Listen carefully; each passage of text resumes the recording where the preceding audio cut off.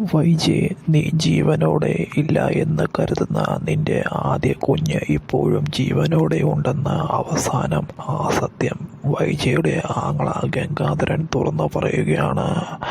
ആ സത്യം വൈജയന്തിയോട് വെളിപ്പെടുത്തുന്നു ഗംഗാധരൻ.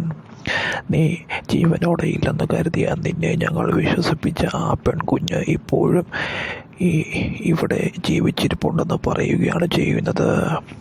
നിന്നെ മറ്റൊരു കല്യാണം കഴിപ്പിക്കാനും നിന്റെ ജീവിതം സുരക്ഷിതമാക്കാനും വേണ്ടിയായിരുന്നു ഞങ്ങൾ അന്ന് കള്ളം പറഞ്ഞതെന്ന് വൈജിയുടെ ആങ്ങള ഗംഗാധരൻ അവസാനം വെളിപ്പെടുത്തുന്നു. ഇത് കേട്ട വൈജിക്കും ആകെപ്പാടെ മാനസികമായി തകരുകയാണ് ചെയ്യുന്നത്. ഗംഗാധരൻ്റെ കുത്തിനെ പിടിച്ച് എവിടെ എവിടെ എൻ്റെ കുഞ്ഞെന്ന് ചോദിക്കുന്നു. എനിക്കറിയില്ല വൈജി എന്ന് പറയുകയാണ്. ചെറുപ്പത്തിൽ ജീവനോടെ ഉണ്ടായിരുന്ന ആ കുഞ്ഞിനെ ഞങ്ങൾ ഉപേക്ഷിച്ച് കളഞ്ഞതാണ്. ഇന്ന് ആ കുഞ്ഞ് എവിടെയാണെന്ന് ഞങ്ങൾക്കറിയില്ലെന്ന് പറയുകയാണ് ഗംഗാധരൻ.